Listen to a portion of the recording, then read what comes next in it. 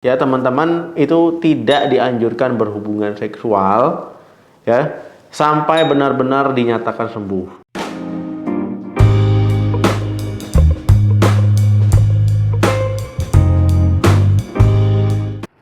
Halo, assalamualaikum warahmatullahi wabarakatuh.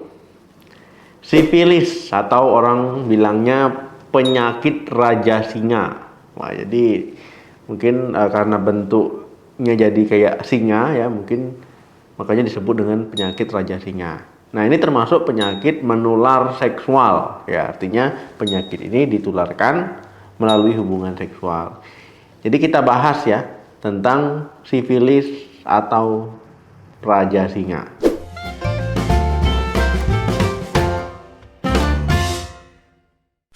Apa itu sifilis?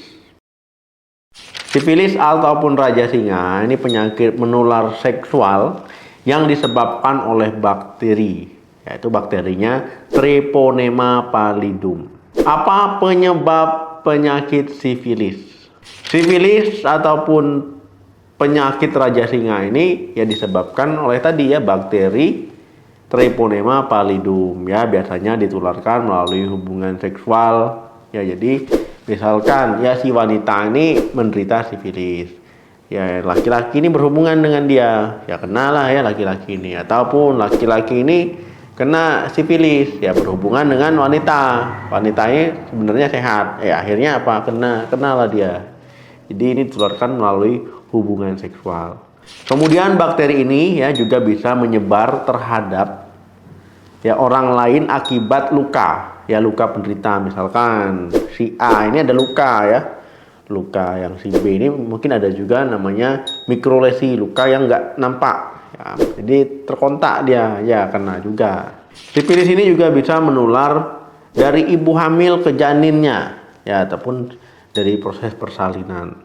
Ada orang yang beresiko mengalami penyakit sifilis ataupun terkena sifilis raja singa ini ya, misalkan dia yang pertama sering gonta-ganti pasangan, ya artinya sering seks bebas lah ya, gonta-ganti pasangannya, nggak satu pasangan. Yang kedua ya, dimana sudah gonta-ganti pasangan ketika berhubungan seksual itu tidak pakai pengaman ataupun kondom. Yang ketiga, pasangannya terkena sifilis. Nah ini ya, jadi tertular. Nah, ataupun misalkan ya yang keempat ya, ini misalkan seksnya itu laki-laki sama-sama laki-laki, ini beresiko ya kena sifilis. Ataupun yang terakhir itu positif HIV.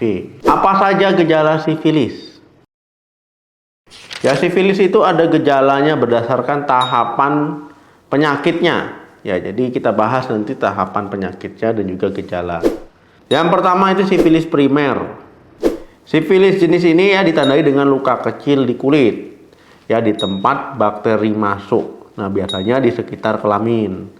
Luka tersebut terkadang tidak menimbulkan rasa sakit sehingga penderita tidak menyadari kalau dia terkena sifilis. Yang kedua, sifilis sekunder.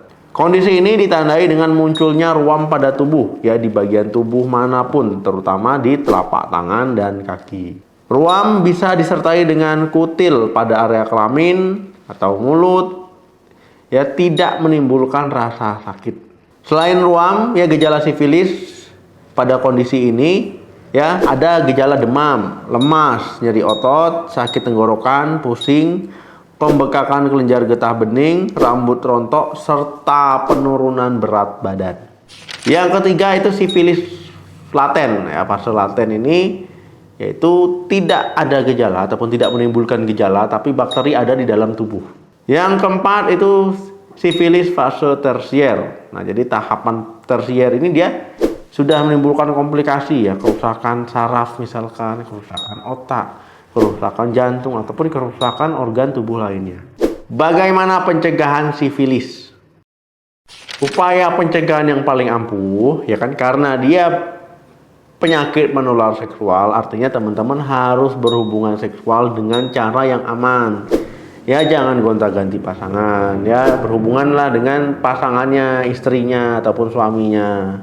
Kemudian ya kalau memang teman-teman nakal ya, suka jajan sembarangan, gonta-ganti pasangan, ya pakailah kondom untuk mencegahnya.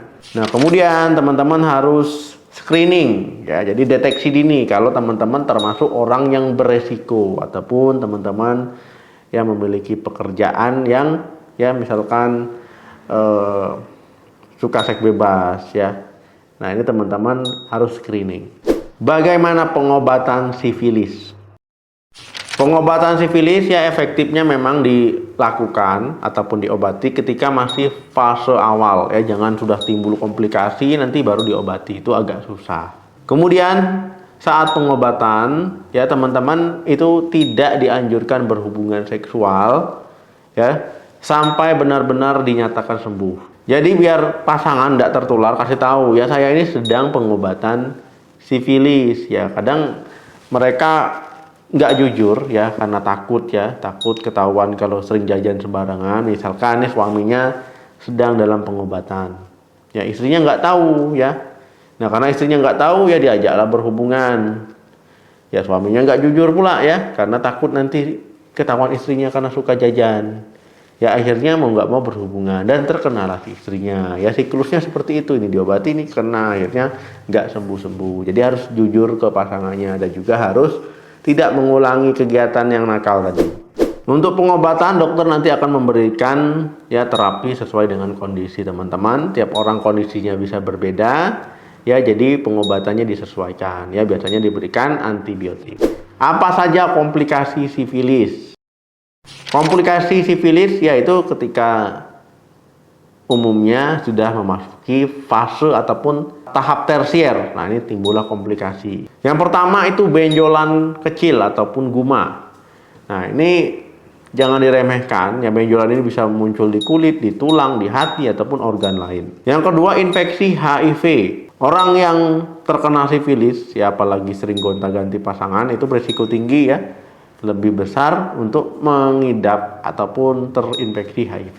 Yang ketiga, gangguan saraf. Gangguan saraf ya bisa terjadi ya pada orang yang sifilis ya, ini termasuk komplikasi, bisa gangguan kencingnya ya, kencingnya bisa terganggu, kemudian bisa mengalami impotensi, penglihatannya bisa kabur, pendengarannya bisa berkurang, ya bisa mengalami stroke ya, hati-hati, bahkan bisa meningitis.